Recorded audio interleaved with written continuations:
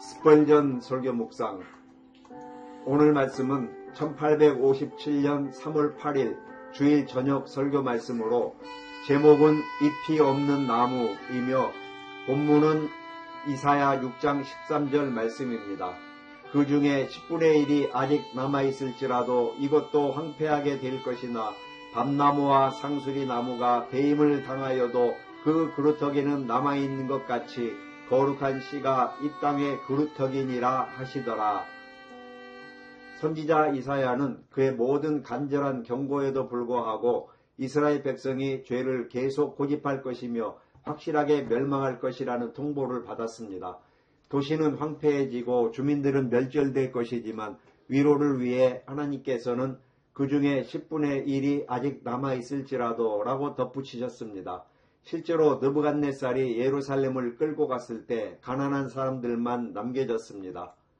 그러나 이 작은 잔여물조차도 곧 소멸될 위기에 처했지만 하나님께서는 이스라엘이 멸망하지 않을 것이라고 선포하셨습니다. 그들이 잎을 잃고 그 푸르름과 아름다움을 잃을 때에도 그 안에 본질이 남아있는 밤나무와 상수리 나무와 같을 것이기 때문입니다. 겨울에 잎 하나 없이 앙상하게 서 있고 뿌리가 얼어붙은 땅에 묻혀있는 나무를 보았을지라도 그 잎이 사라졌을 때에도 그 본질은 그 나무 안에 살아남아 있습니다. 마찬가지로 느부갓네살이 이스라엘의 모든 잎사귀를 베어낼지라도 하나님의 교회와 하나님의 이스라엘은 결코 멸망하지 않을 것이며 거룩한 씨가 그 본질이 될 것입니다. 이제 이 말씀을 유대인에게, 교회에게, 그리고 개별 신자에게 적용해 보겠습니다. 1. 유대인들에게. 유대인의 역사는 정말 파란만장했습니다. 느부갓네살이 그들을 거의 쓸어버린 후 남은 작은 잔여물조차도 다시 학살의 위험에 처했지만 그들은 재 속에서 불사조처럼 다시 일어났습니다. 이후 로마 황제가 그들의 도시를 완전히 파괴하고 유대인들이 예루살렘 근처에도 가지 못하도록 금지했을 때 그들의 나라가 완전히 점령당한 것처럼 보였습니다. 하지만 유대인은 정복되지 않았습니다.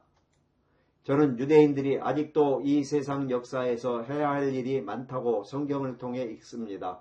그들은 다시 모이게 될 것이며 그들이 처음에 기대했던 왕자로서의 메시아, 즉 다시 오실 그리스도께서 그들의 왕으로 통치하실 것입니다. 유대민족이 이토록 보존되는 이유는 바로 거룩한 씨가 그 본질이기 때문입니다.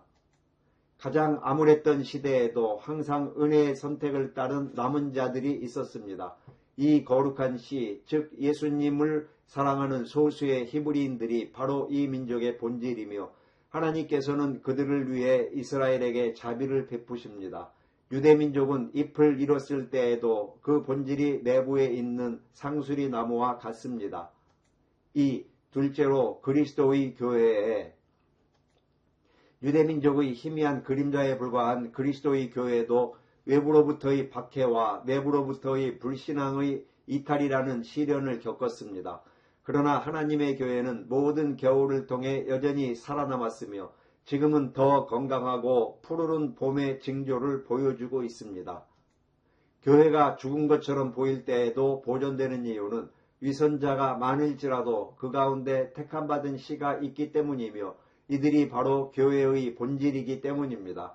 예를 들어 100년 전 영국 교회는 형식적이고 생명력이 없었으며 겨울과 같은 상태였습니다. 그러나 옥스퍼드에서 기도하고 성경을 읽다가 쫓겨난 6명의 청년과 주님께서 숨겨두신 많은 사람들이 부흥을 이끌어냈습니다. 지금 교회가 영적으로 메마르고 냉랭할지라도 죽지 않을 것입니다. 왜냐하면 잎이 없어도 본질이 그 안에 있는 나무처럼 우리 안에는 거룩한 씨가 있기 때문입니다. 저는 여러분 중 많은 분들이 나무의 껍질이나 가지와 같다고 생각합니다. 이들을 잃는 것은 슬프지만 나무의 생명에는 큰 손상이 없을 수 있습니다. 그러나 하나님께서 아시는 교회의 본질, 즉 생명과 내적 원리에 해당하는 이들이 있습니다. 이 거룩한 씨는 종종 숨겨져 있으며 강단에 있는 저나 헌금을 많이 하는 사람들에게만 있는 것이 아닙니다. 오히려 지하 깊은 곳에서 아침마다 무릎 꿇고 기도하는 광부들, 또는 다락방에서 밤낮으로 간구하는 가난한 노파가 교회의 더 큰 기둥이요 본질일 수 있습니다. 목사들은 교회의 팔과 입술일 뿐이지만 이 중보자들, 즉 하나님 가까이 살며 뜨거운 경건함으로 섬기는 선택된 남녀들은 교회의 심장입니다. 그들을 잃으면 교회는 죽을 것입니다. 이 거룩한 씨가 교회를 보존하는 것은 그들 자신의 힘이 아니라 그들이 계속해서 그리스도로부터 새로운 생명을 끌어오기 때문입니다. 이 살아있는 지체들의 기도는 하늘에서 복을 가져오며 그들의 거룩한 모범은 우리를 순결하게 지키는 데 기여합니다. 3. 셋째로 각 개인 신자에게. 이 말씀은 모든 개별 신자에게도 해당됩니다. 그가 잎을 잃었을 때에도 그의 본질은 그 안에 있습니다. 그리스도인이 잎을 잃는다는 것은 첫째, 주님의 임재에 대한 기쁨이나 확신을 잃고 의심에 빠지는 것을 의미합니다. 환희의 상태에서 겨울의 상태로 바뀌어 앙상한 나무처럼 될 수 있지만 여러분의 생명은 그리스도와 함께 하나님 안에 감추어져 있었으므로 본질은 여전히 그 안에 있었습니다. 믿음이 활동하고 있지 않을 때에도 그 믿음은 그곳에 존재하는 것입니다. 주님께서는 때때로 우리가 오직 믿음으로 살도록 가르치시기 위해 증거라는 잎을 벗겨내십니다. 둘째, 일부 그리스도인은 죄로 인해 잎을 잃습니다. 한때 아름다운 신앙 고백자였으나 유혹에 넘어져 죄의 혼수 상태에 빠질 수 있습니다. 하지만 그들이 참으로 하나님의 백성이었다면 그들의 본질은 여전히 그들 안에 있습니다. 다윗이 죄를 지었을 때에도 그의 본질은 그 안에 있었고 베드로가 주님을 맹세하며 부인했을 때에도 그는 살아 있었습니다. 주님께서 그를 보셨을 때 그가 나가서 심히 통곡했던 것이 바로 그 증거입니다. 만약 진정한 은혜의 생명이 죽을 수 있었다면 그들은 결코 회복될 수 없었을 것입니다. 그러나 하나님께서는 당신의 양에게 영원한 생명을 주셨으며 그 생명은 결코 소멸될 수 없습니다.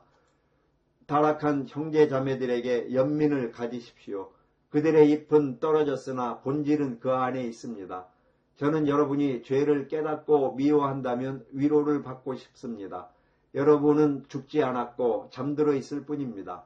죄를 슬퍼하며 회개하는 것은 그 안에 생명이 있다는 싹이 트는 것입니다. 사랑하는 여러분, 하나님께서는 당신의 백성을 버리지 않으셨고 끊어내지도 않으셨습니다. 밤나무와 상수리나무가 잎을 잃을 때에도 본질이 그 안에 있는 것처럼 택함받은 자들 안에 있는 거룩한 씨, 즉 그리스도와 성령님은 그들의 본질입니다. 그러나 저는 일부러 죄를 지으면서 성도들의 타락을 핑계 삼는 이들에게 경고합니다.